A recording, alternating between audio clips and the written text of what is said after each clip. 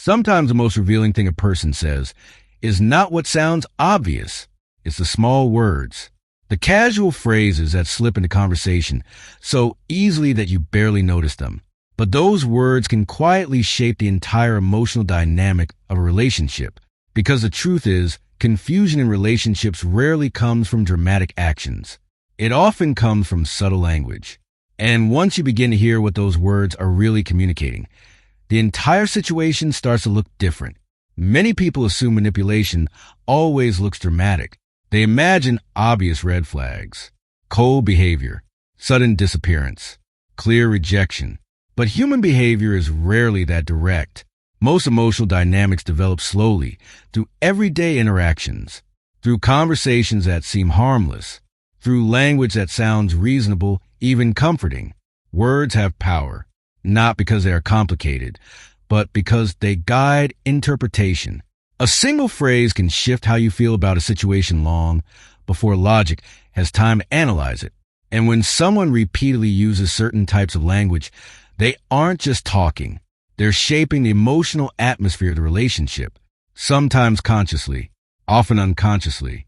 But either way, the effect is the same. And once you begin to recognize these patterns, you start seeing the relationship with much more clarity. Human beings respond strongly to uncertainty. In psychology, unpredictability often strengthens emotional attachment rather than weakening it. When attention comes and goes inconsistently, the mind becomes more alert, more invested, more focused on trying to understand the pattern. This is why confusion can sometimes feel strangely addictive. Your brain begins searching for meaning, looking for signs, trying to decode the other person's intentions. And language becomes one of the main ways that uncertainty is maintained, not through lies necessarily, but through ambiguity. Certain phrases allow someone to remain present in your life without clearly defining their intentions. They keep the emotional door slightly open, just enough to maintain connection, but never enough to create stability. One of the most common examples is when someone constantly explains distance through busyness. On the surface, it sounds reasonable. Everyone has responsibilities. Everyone has demanding schedules. But when this explanation appears again and again, something else may be happening. Because busyness is not always about time. Often, it reflects prioritization.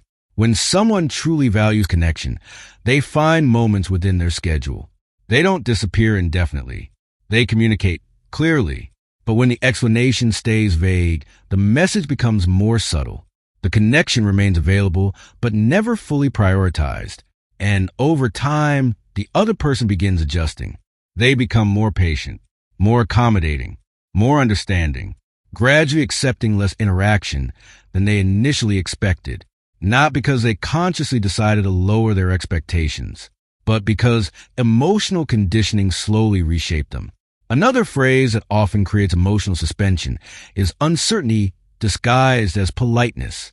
Words like maybe we'll do something soon, maybe we'll figure it out.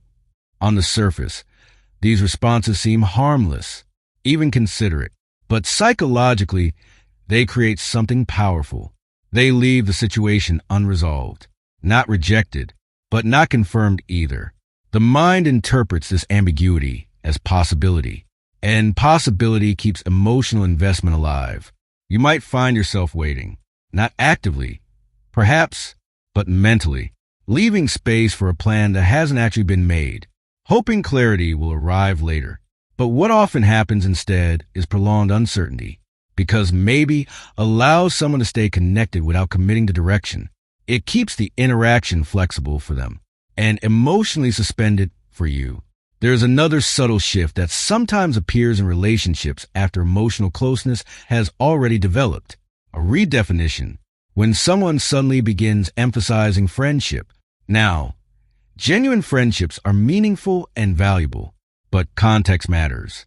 If emotional intimacy existed before that label appears, the dynamic changes. Sometimes the word friend becomes a way to redefine boundaries without completely stepping away. The connection continues. Conversations continue. Emotional support may even continue, but the expectations shift quietly. One person remains emotionally invested, while the other steps back from responsibility for the connection's direction. This creates a subtle imbalance, not necessarily through intention, but through structure, because emotional access remains without emotional accountability. And over time, this imbalance can become exhausting for the person who continues giving attention and care without receiving clarity in return. Another word that often appears in uncertain dynamics is time placed into the future. Soon. I'll call you soon. We'll figure things out soon. Things will calm down soon. The word itself sounds reassuring. It suggests progress, movement, but psychologically, it creates something interesting. It relocates expectation into a future moment that hasn't been defined. You remain hopeful because a promise of improvement exists somewhere ahead, but the present situation remains unchanged. Hope becomes a bridge to tomorrow, and tomorrow keeps moving forward. When real intention exists, plans tend to become concrete, specific, but when timing remains permanently vague, the connection stays suspended between possibility and uncertainty. And uncertainty keeps emotional energy circulating. What makes these patterns so powerful is not the words themselves. It is the emotional reactions they create. Human beings are deeply responsive to perceived attention. When connection feels unstable, we instinctively try to stabilize it. We lean closer. We give more understanding, more patience, more effort.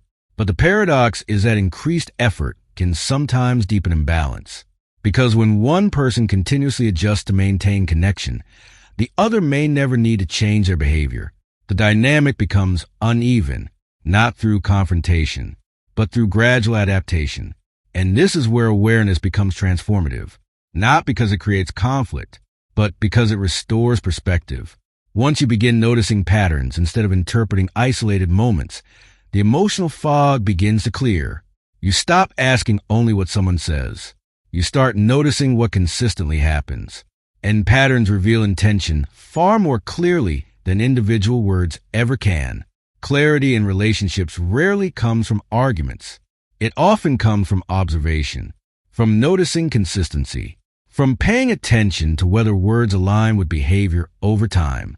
Healthy connection tend to feel steady, not perfect, but stable. Communication leads somewhere. Plans take shape. Effort becomes visible. When connection is real, ambiguity gradually disappears because mutual interest naturally moves toward clarity. And when you begin valuing clarity more than emotional suspense, something shifts internally. You become less focused on decoding someone else's intentions and more focused on understanding your own boundaries. That shift changes the entire emotional landscape. In the end, relationships reveal themselves through patterns. Not promises, not explanations, patterns. When someone truly values your presence, their actions reduce confusion. When they don't, confusion quietly increases. The moment you begin recognizing the difference, everything becomes simpler, not easier, perhaps, but clearer. And clarity is powerful because the moment confusion fades, you stop chasing understanding and start choosing peace instead.